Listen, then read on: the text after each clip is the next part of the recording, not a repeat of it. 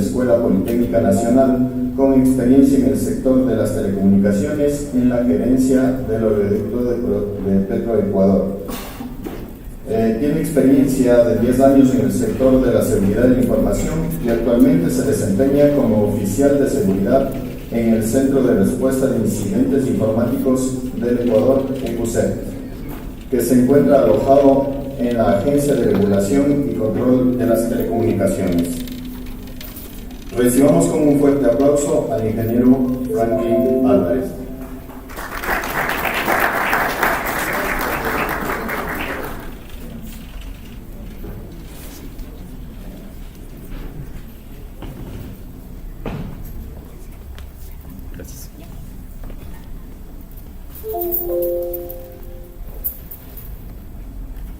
Bueno, muy buenas tardes.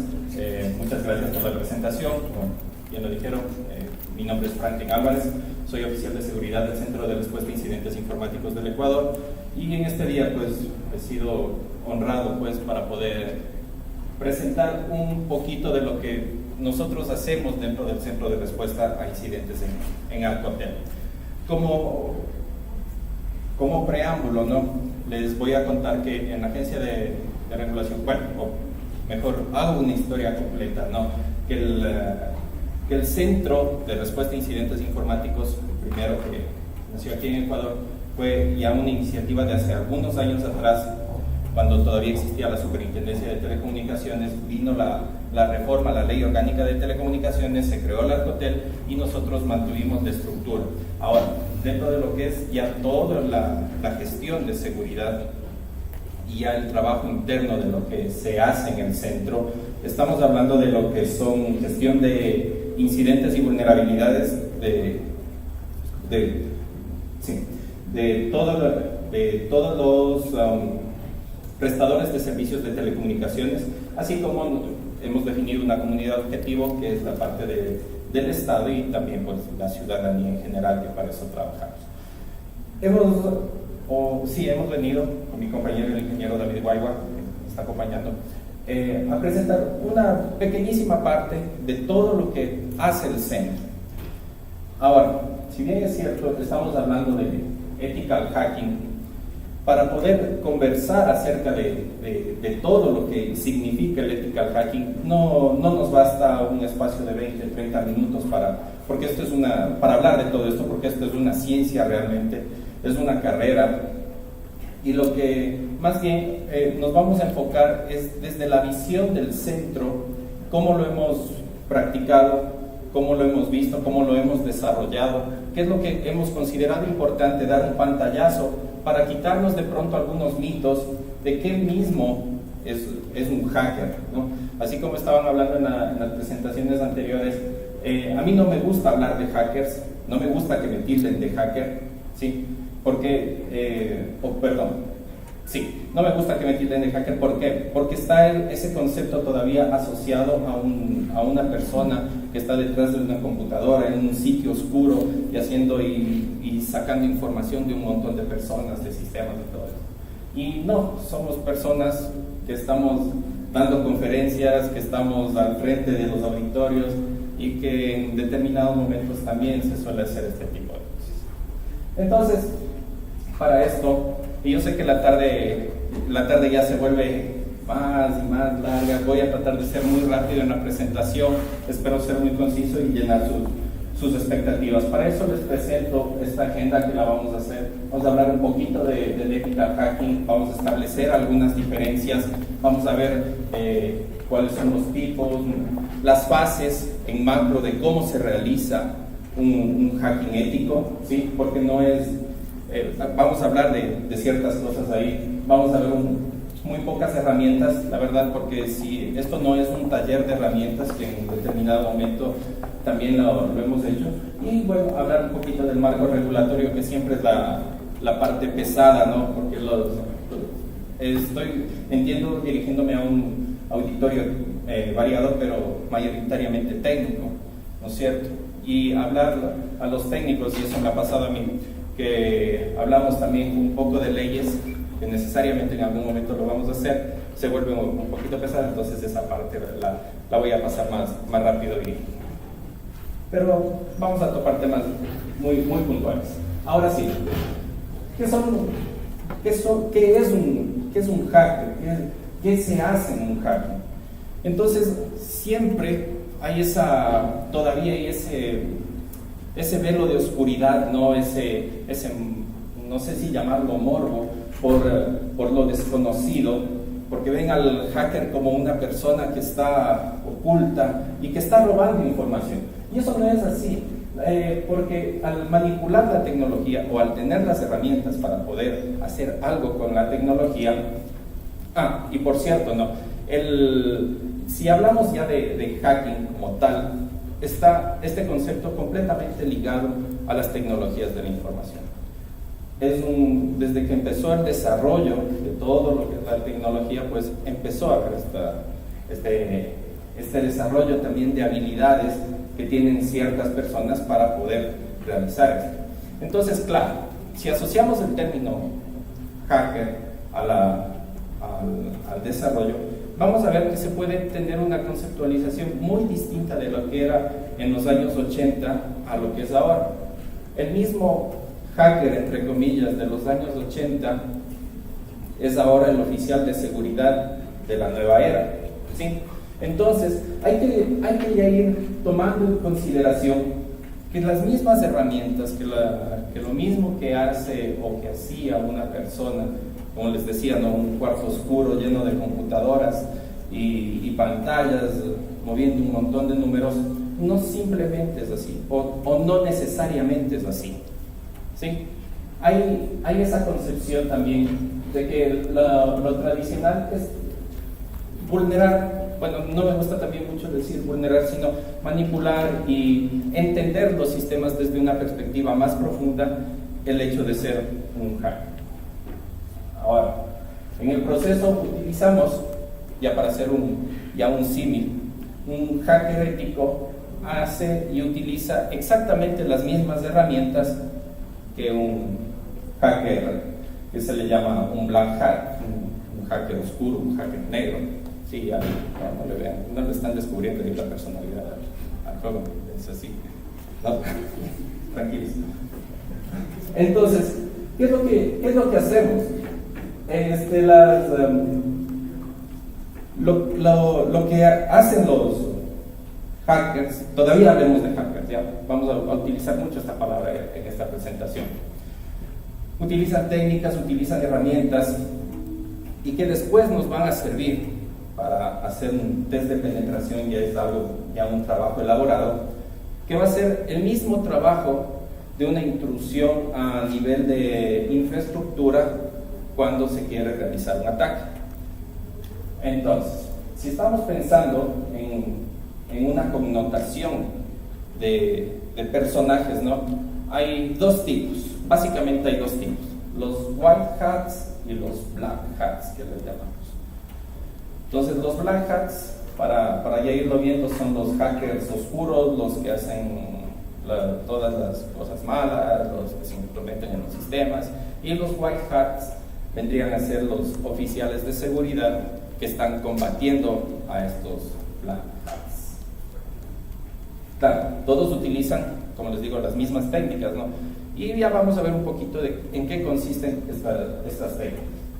Pero un hacker no se hace de la noche a la mañana, no nace como esto es como una carrera, no nace sabiendo informática, ¿sí? A pesar de que ahora las nuevas generaciones y con todos los clichés que hay, que ya los niños ya no vienen con el pan debajo del brazo, sino con la computadora debajo del brazo, y que empiezan a hackear, entre comillas, desde muy pequeños, no necesariamente es eso. Y además hay que tomar en cuenta un dato muy interesante, que es la masificación de las tecnologías de la información, ¿sí? Que permiten que desde ahora incluso los llamados millennials tengan la oportunidad de acceder a mucha más información de los que estuvimos una generación atrás. Entonces, con esto se ha facilitado muchísimo la situación, en el sentido de que el acceso a la información es completamente masificado. He escuchado en muchas presentaciones que hemos realizado de personas, hablemos de mi leva y una superior, que ahora los niños toman el celular del padre, ¿no? Y hablaban justo de los peligros, ¿no? Que lo desbloquean, lo manejan y hacen un montón de cosas, y ellos saben mucho más de tecnología que los propios padres. Bueno, podría ser de una manera cierta si es que el padre no tiene una formación en seguridad de la información. Porque si, yo creo que todos tenemos, o la mayoría ya tienen hijos, y todos tenemos un aparato de estos. Si yo sé el contenido que tengo en este dispositivo, no le voy a dar a mi hijo para que juegue. Una reflexión. O si no, la otra es que si en ese dispositivo yo puedo acceder a un montón de cosas, tampoco voy a poder o voy a poner en manos inexpertas ese acceso a la información, ¿verdad? Pasa exactamente lo mismo. Hay que tener la conciencia de que cuando uno entra a este mundo de la seguridad de la información, debe de estudiar y debe de tener la facilidad, la constancia. Es un trabajo muy fuerte, y además el formarse, y me dio mucho gusto escuchar que ahí hay una escuela que está, un instituto que está formando gente en ciberseguridad, porque eso nos va a permitir cambiar toda esta estructura y pensamiento de la sociedad para generar lo que es ya una verdadera cultura de ciberseguridad en una sociedad. Bueno, vamos a avanzando. Así. Entonces, ¿yo qué necesito para ser un hacker? Aprender de manera formal y aprender también de manera informal. La manera formal es justamente carreras afines, ¿no? Electrónica, informática, mecatrónica, todo lo que tú tengas a la mano con una computadora. Básico, aprender a programar, poder tener un poco la apertura con los sistemas. Pero no solo eso. El hacker, y siempre lo digo, ¿no? Debe de tener un espíritu curioso. El hacker como tal es una persona curiosa por naturaleza, que trata de investigar, que trata de ver un poco más allá. Y además, tener ciertas habilidades, porque quiero desmitificar ya en este momento la imagen esa que hemos visto siempre de que está uno en un cuarto de computadora lleno. No, un hacker puede ser una persona como el que les está hablando y les está robando información mientras ustedes no se den cuenta, tanto como en esta conferencia. Digamos algo, como en algún momento lo hice, y de pronto les voy a comentar la experiencia porque más me gusta hablar de experiencias. Ustedes saben que los teléfonos pueden hacer un montón de cosas, y aparte de eso, compartir internet, ¿verdad? Alguna vez levanté una red a través de mi teléfono y le puse el acceso abierto, se conectaron como 17 personas y todo. Y estos aparatitos, como ustedes saben, son computadoras igual. Y aquí tengo, y les voy a mostrar así muy rápido, me gusta hablar así. Tengo aplicaciones que me permiten hacer escaneos de red. A mí me sirve para escanear y para de vez en cuando llamar este aparato. Entonces, ¿qué es lo que se logra? Captar información sin que la gente se dé cuenta. Cuando van ahora a un restaurante, ¿qué es lo primero que piden? Ya la comida. Son de los pocos entonces que piden la comida. Lo primero que entra ahora las personas y dicen, ¿tiene Wi-Fi? ¿No es cierto? Ya, ustedes saben quién está administrando esa red. Se puede levantar una VPN, exactamente, pero eso ya es cuando se tiene un conocimiento, ¿no? Ya.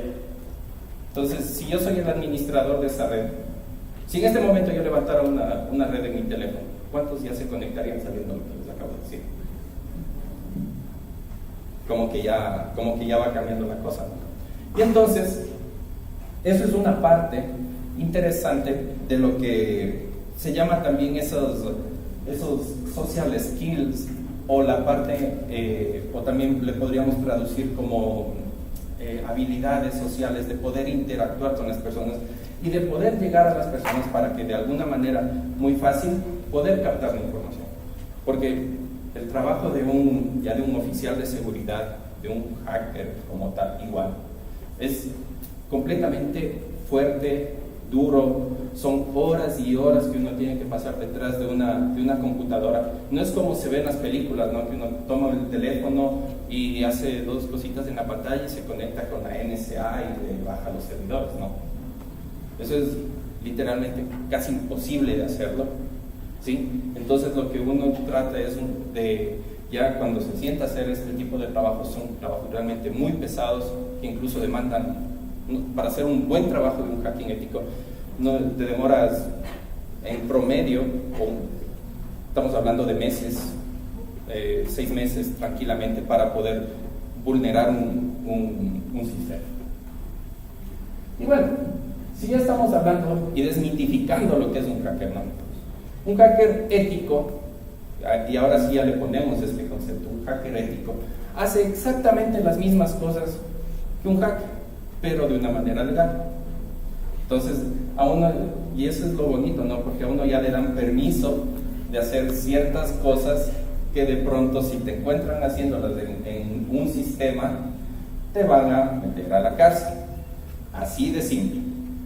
Entonces, sí nos permite hacer muchas, o tener los mismos conocimientos de un hacker, pero hacerlo de manera legal. E incluso hay certificaciones internacionales para ser un hacker ético, en donde incluso te están dando todas las herramientas para poder hacerlo. Ya no solamente vas a YouTube y ves y dices, wow, si haces esto. Que normalmente funcionan en un 75% lo que tratas de hacer, ¿ya? Pero ya con una certificación en el bolsillo ya dices, wow, o sea, ya cualquier empresa dice, este es de los buenos y vamos a tratar de traerlo para acá.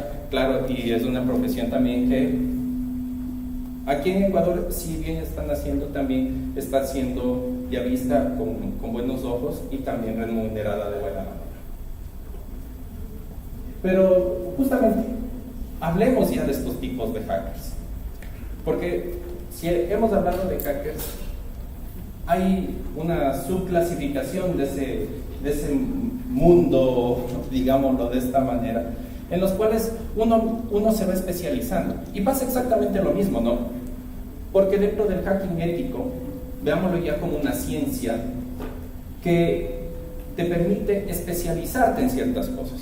Hay gente que es muy hábil para de pronto hacer clonaciones de tarjetas de crédito, o para enviar spam, o para qué sé yo, hacer phishing, hacer cualquier tipo de estas cosas.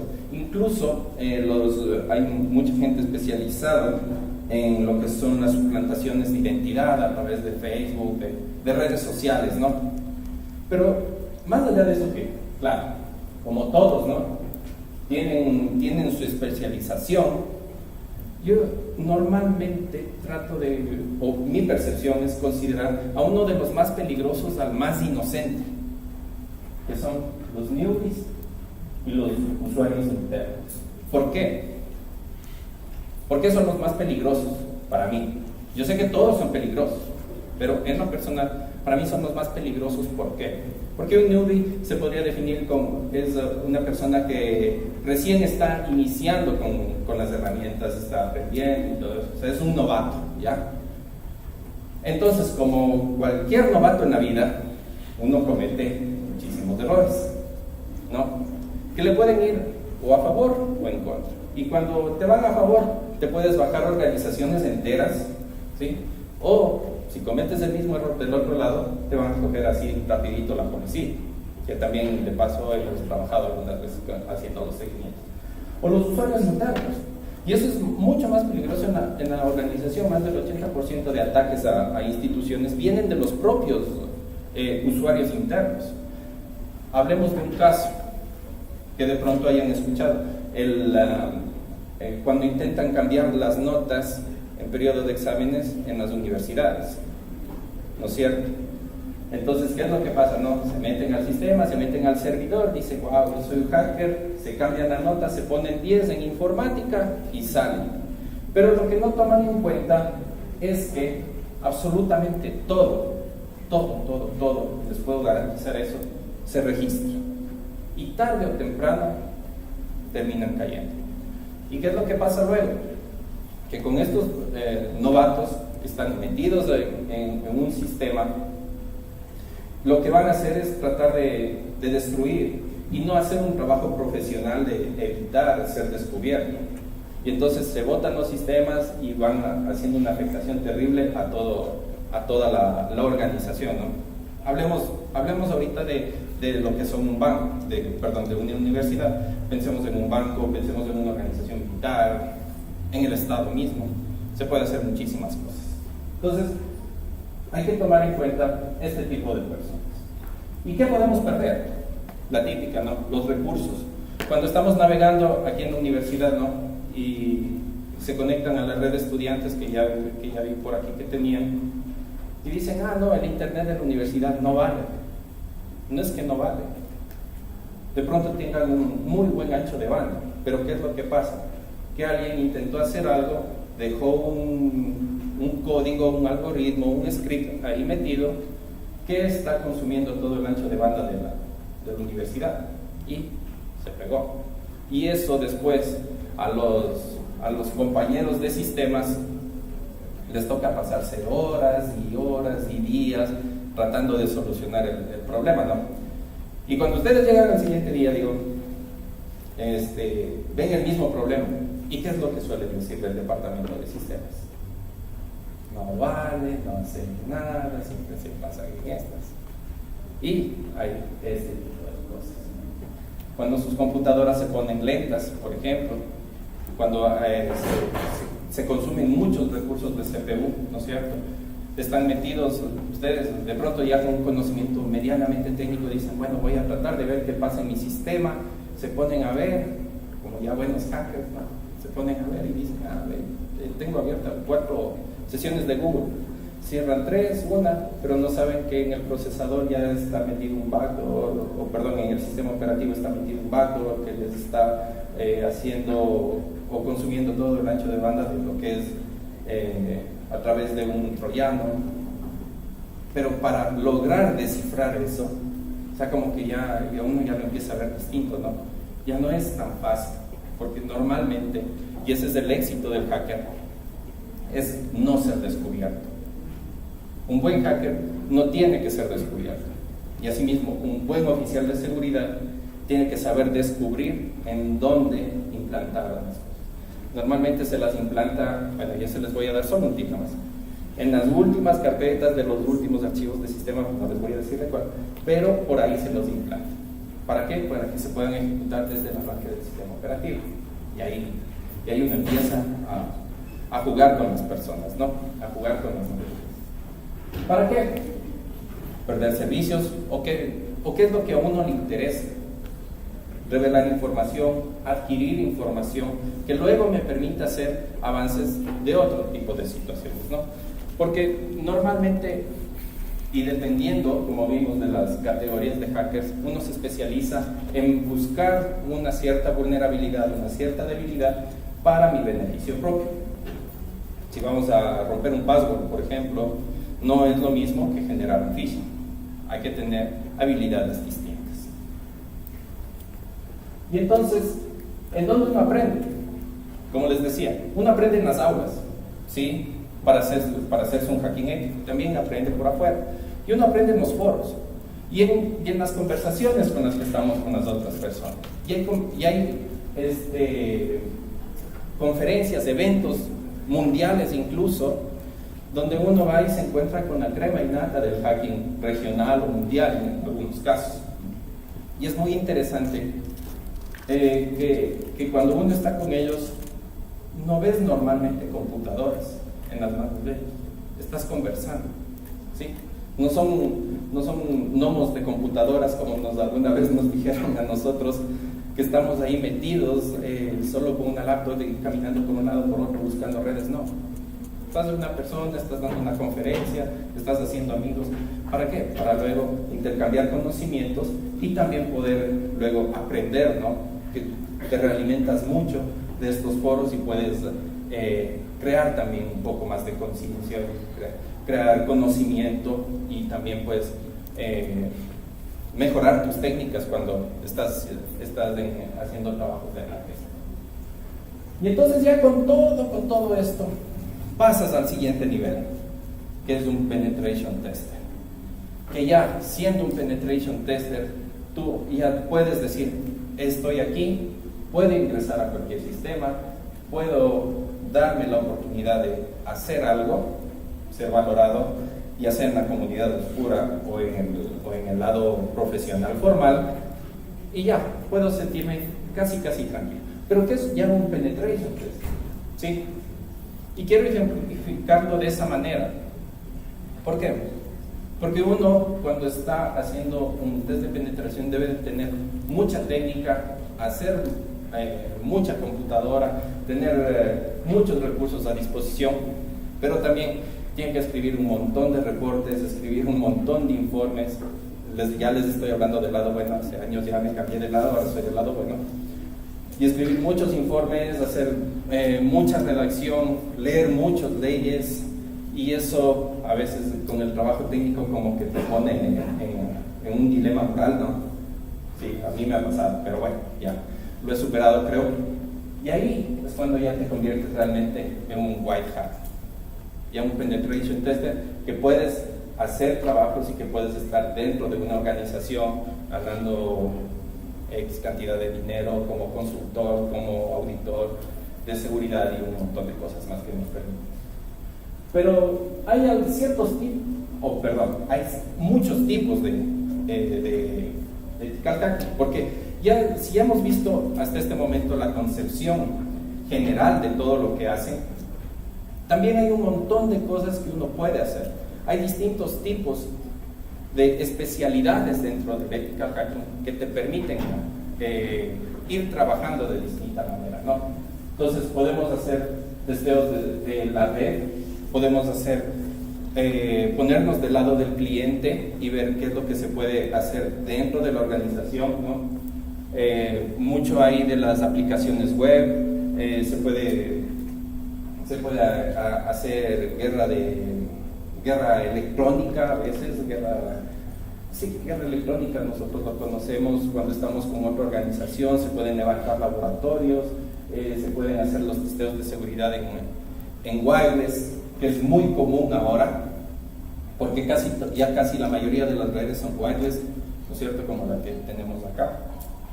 Y uno de los que en lo personal me apasiona mucho es lo de la ingeniería social, porque me permite, más que introducir, porque ya sería un penetration test, introducirme en un sistema, es trabajar con las personas que están dentro de ese sistema. Entonces, la ingeniería social me da muchas más oportunidades de ingresar a una organización de una manera lícita para hacer cosas lícitas, también para hacer cosas lícitas, siendo ya o pensando en un vector de ataque que yo quiera realizar ya como un hacker, ¿no? Que al final un penetration tester,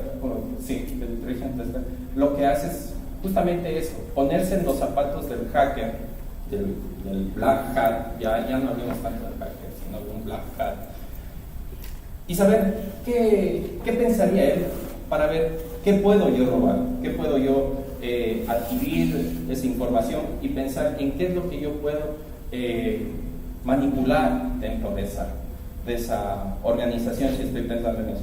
Y eso me ayuda muchísimo con las herramientas de ingeniería social. Pero si estamos hablando también de lo que son los hackers éticos, ya estamos ya metidos en este concepto, hablamos de algunos tipos, ¿no? de una asesoría de seguridad.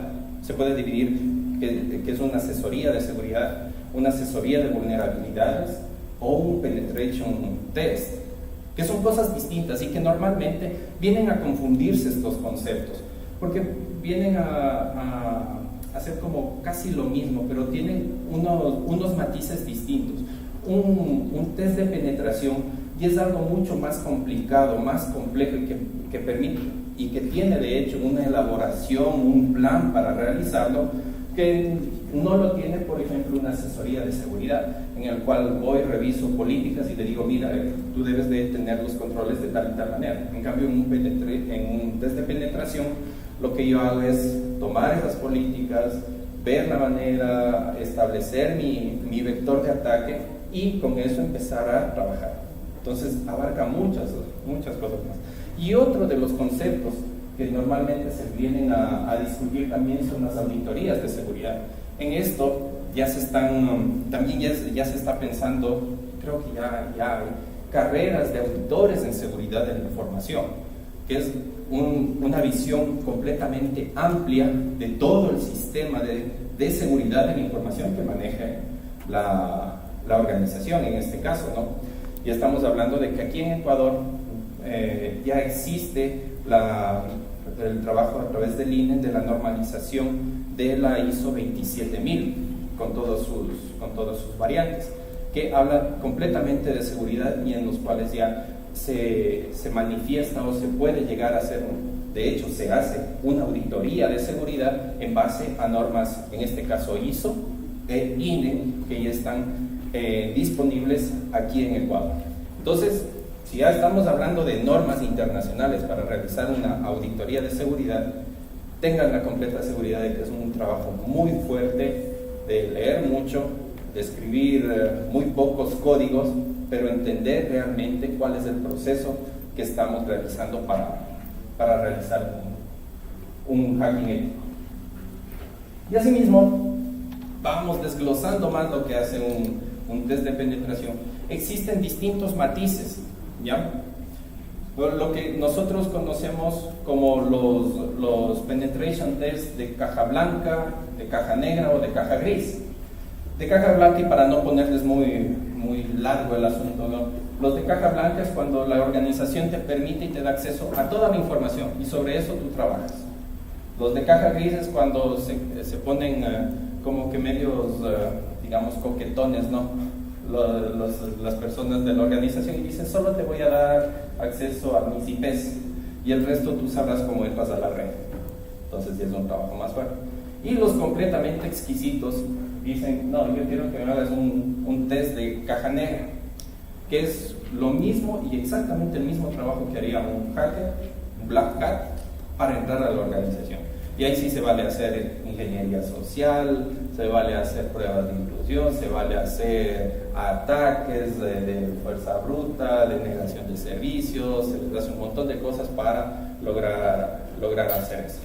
Entonces cada uno, como ven, tiene sus matices y eso le permite al oficial de seguridad y al penetration tester realizar o tener ya una visión del trabajo que uno quiere realizar, quiere hacerlo y quiere después de eso, bueno, presentar su informe y el fin de todo esto es justamente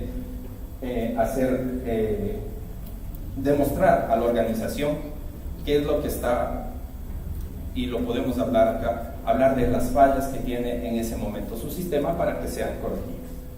Algunos adicionales, ¿no? Se hacen test de seguridad físicas, test de robos de equipamientos, ataques de encriptación, bueno, test de seguridad. No sé si ustedes han escuchado hablar del Tiger Team alguna vez.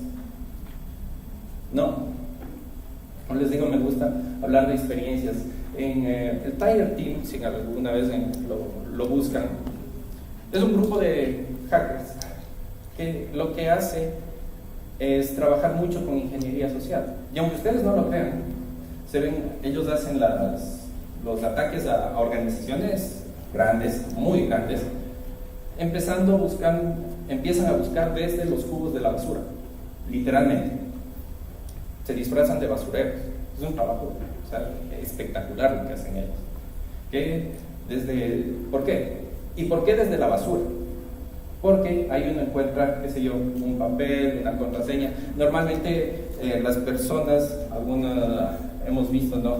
Muchas veces en las organizaciones, por ejemplo, secretarias universitarias de muchos años, y lo digo porque esa ha sido mi experiencia, que se ponen los post-it con la contraseña pegada en la pantalla. Entonces eso es una falla de seguridad terrible, ¿no? O cuando le dicen, ve, toma mi contraseña, dame enviando el deber, por decir algo. Son esos fallos de seguridad que de pronto uno lo ve aquí y dice, wow, o sea, eso es básico. Sí, esas cosas pasan, y pasan todavía, y pasan mucho. Y entonces eso es lo que uno se hace, y en este tipo de trabajo, seguridad física.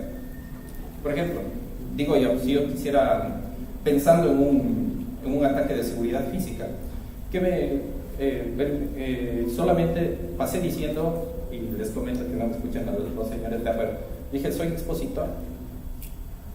Solo entré diciendo, soy expositor. ¿Y qué creen? Me la creyeron. Me la creyeron.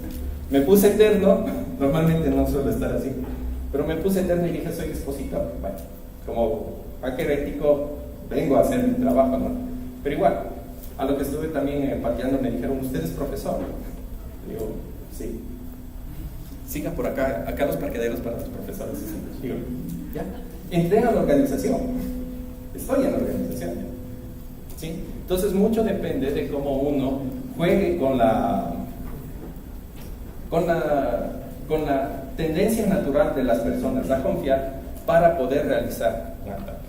Entonces, sí, hay ese tipo de cosas que normalmente eso ya no se aprende en las universidades, no se aprende en la labor, se aprende en el día a día cuando tú estás en el mundo acá. Y ya, tenemos un ataque, hemos entrado a la organización. Y ahora, ¿cómo nos desenvolvemos? Debemos de ser, y lo trato de ver en esa lámina, es muy ordenado. Porque si yo empiezo a disparar a lo loco a todos mis objetivos, de pronto voy a fallar en alguno, o en todos. Entonces yo debo de saber qué es lo que quiero buscar en esa organización. Si es información, obviamente, pero ¿de qué tipo? ¿Ya? Hacer un ataque malicioso, mantener un acceso, hacer, qué sé yo, cualquier situación que a mí me permita ya obtener mi información.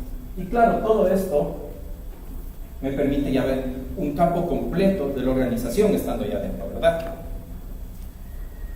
¿Y por qué es importante esto? Porque me van a ayudar a encontrar errores que no se ven normalmente, que a veces suele pasar que por estar mucha carga de trabajo lo están viendo desde otra manera las personas de tecnología. Me permite hacer investigación, me permite saber qué es lo que están haciendo las personas y también saber cómo las cosas están dentro de esa organización en ese momento, ¿sí? Como ya un hacker. ¿Y qué es lo que va? En contra del tiempo, como en este momento. Porque todo es al apuro, ¿no? Todo quieren en este momento, sí, todo es urgente. Pero no, tenemos las limitaciones de tiempo, de espacio, de la organización como tal, que no te da las facilidades y no te permite acceder a este tipo de información. Y los resultados lo quieren ya. ¿Cuándo estás? Todo esto ya de lado. Hay metodologías, ¿sí? Hablamos de una que normalmente la seguimos nosotros, es OWASP. Es toda una metodología, también podríamos hablar horas y horas de esta metodología o de esta otra, de OSSPMN, que son metodologías muy estructuradas para realizar ya todo lo que son trabajos de hacking. ¿Y para qué? Ahora sí ya hablamos, ¿para qué? ¿Para qué hacemos todo esto? Ya dentro de una organización, ya estando del lado bueno, es justamente para proteger la información, proteger el famoso triángulo de la información y tener la oportunidad de realizar una mejora en todo lo que es la parte de la seguridad, de la infraestructura, de la organización. Aquí hay algunas herramientas que nosotros hemos utilizado. Hay herramientas un montón en el mundo del hacking. Estas, por ejemplo, sirven para lo que es wireless, Metasploit es algo muy bueno, Hydra, NodeReaper para lo que son passwords, Nmap, escaneo de vulnerabilidades, Wireshark para tráfico y OWASP para también que te sirve para hacer en páginas web. Y ahora hablemos, como les decía, ya del marco regulatorio. Y en esto es lo que no me quería demorar mucho, porque como técnico es fuerte, yo sé que también es fuerte, pero algún rato lo vamos a poder conversar. Allá en el Ecuador existe en el COI estos artículos, y me permití solo poner los números para no empezar a detallar todo lo que son los artículos, pero en contexto todos estos les van a permitir, está tipificado ya en la legislación ecuatoriana los tipos de ataques y las penas que tienen las personas que van a cometer estos delitos.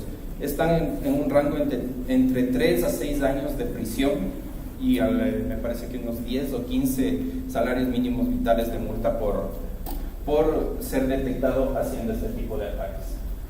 También hay la Ley Orgánica de Telecomunicaciones, en las cuales en el título 8, capítulo 1 y capítulo 2, habla muchísimo de lo que es seguridad de la información y también de la protección de datos personales que se debe tener y que ya está tipificado aquí en Ecuador.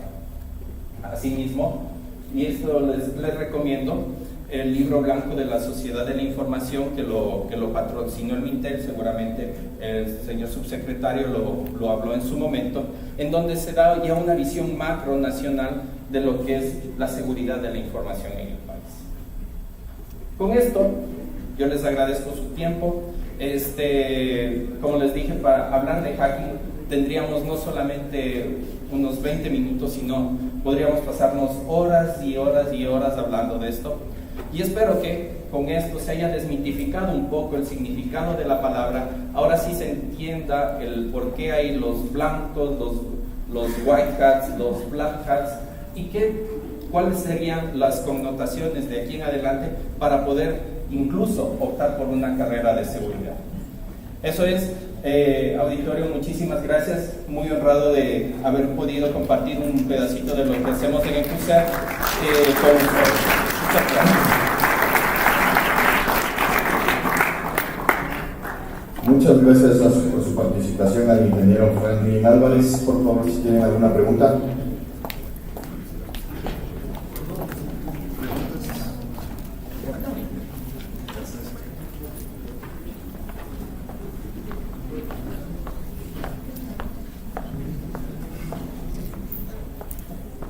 Bueno, muy buenas tardes. Buenas tardes. Me presento, soy Jorge Sánchez, yo vengo de la ciudad de Pato. Más que pregunta es compartir una experiencia junto con usted. Una de las investigaciones que se realizó en la Universidad Técnica de Pato, soy graduado de allí, es justamente un análisis de vulnerabilidades y un test de penetración a lo que es el sitio de Moodle de la universidad. Ya. Lo gracioso fue que ellos tenían en sus repositorios antiguos la lista de todos los profesores junto con sus números de cédula. Y lo más gracioso de eso es que los números de cédula representaban el usuario y contraseña de los accesos para Moodle. Por lo cual, gracias a ello, pude realizar mi tesis. Entonces, fue un acceso directo a la página de un profesor, donde se podía ver las calificaciones, las preguntas del examen. En esa materia saqué 10, valga la redundancia. En este momento tengo aquí un amigo de la policía en línea. Lo bueno es que fue con todo el permiso del director de bueno, educación festival. Fue fue directamente un ataque de sombrero gris. Entonces era para compartir esa experiencia con usted para que si en algún momento pueda... Muchísimas gracias. Igual acá en el centro de respuesta a incidentes hemos realizado este tipo de trabajos y entendemos muy bien, y pasa muy frecuente este tipo de situaciones. Sí, y muchas gracias por el aporte, para que todo el público también entienda que estamos pensando en seguridad, entre comillas, y bueno, tenemos temas de tesis gracias a nuestros profesores que incluso son de seguridad. Muchas gracias, ingeniero, por su exposición. Solo quisiera tal vez saber cuál es su opinión sobre la ciberguerra. Leo mucho esto sobre internet, incluso se anda diciendo de que la tercera guerra mundial será pues una guerra cibernética, ¿no? Entonces, ¿qué opina usted frente a eso? Bueno, lo voy a dar desde la visión del centro. Nosotros como Centro de Respuesta a Incidentes Informáticos creemos que todo el ámbito de la seguridad de la información debe de tener sus competencias, ¿ya? Hemos propuesto y hemos ayudado a crear centros de respuesta a incidentes como lo plantearon en la charla anterior, ya de organizaciones privadas, de la red educativa, de nosotros del sector de las telecomunicaciones y centro coordinador. Entonces lo que nosotros pensamos es que cada uno debe de adquirir o debe de tener su responsabilidad. Si estamos hablando de un centro de respuesta, que sería necesario un centro de respuesta del ámbito militar, del ámbito policial, del sector de gobierno, para que cada uno afronte su temática, ¿sí? Si estamos hablando de ciberguerra, y ahora me quito la vestidura de oficial de seguridad, esto ya lo tenemos desde hace aproximadamente 15 años, la ciberguerra. No es un tema actual, ¿sí? El avance tecnológico ha permitido que hoy por hoy el mundo de las telecomunicaciones, la masificación de las tecnologías de la información, sea el campo ideal para crear distintos escenarios. El mundo ha estado en guerra siempre, ¿sí? Sino que ahora lo que antes se hacía en un campo físico se trasladó al campo virtual, al campo cibernético. Y estamos, y sobrevivimos, y para eso mismo estamos las personas que estamos trabajando en seguridad, para justamente tener una visión y tratar de mejorar este campo cibernético, para que, creando una cultura, ¿sí? Como todo, creando conocimiento, se evitan un montón de situaciones extremas que lo hace la humanidad como tal.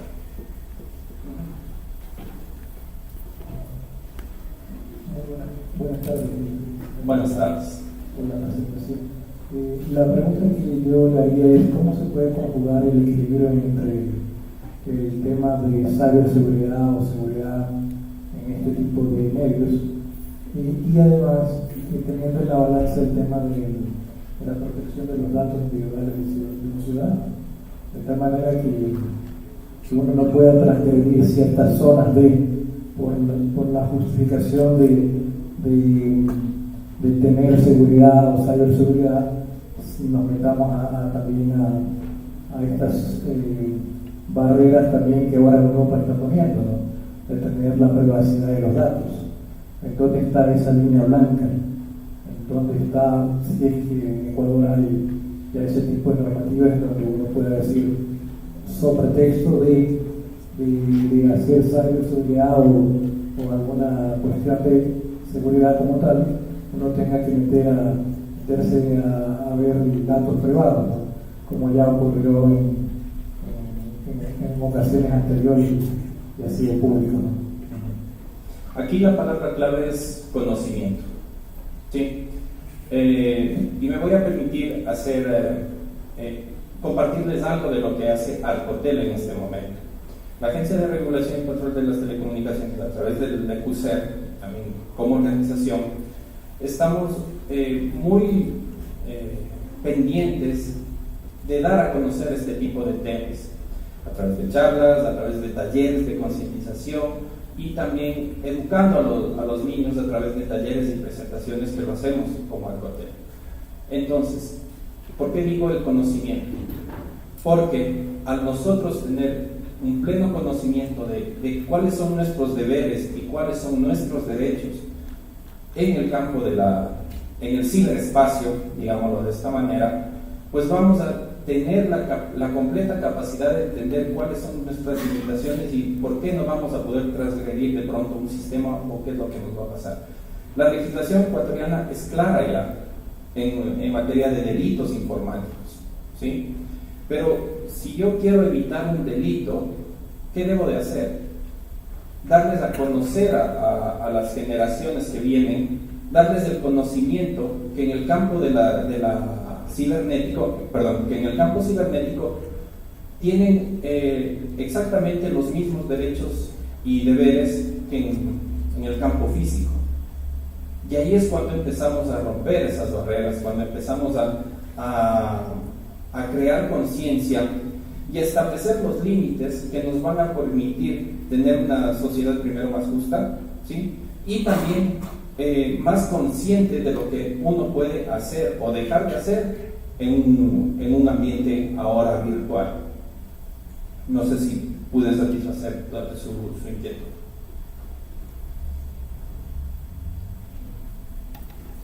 Listo, pues de mi parte, muchísimas gracias por su atención. Para mí ha sido, como les digo, un verdadero honor a nombre de la Agencia de Regulación y Control de las Telecomunicaciones haberme dirigido hacia ustedes y pues felicitarles por este evento. Muchas gracias y que tengan una excelente tarde. Gracias por su participación al ingeniero Franklin Álvarez.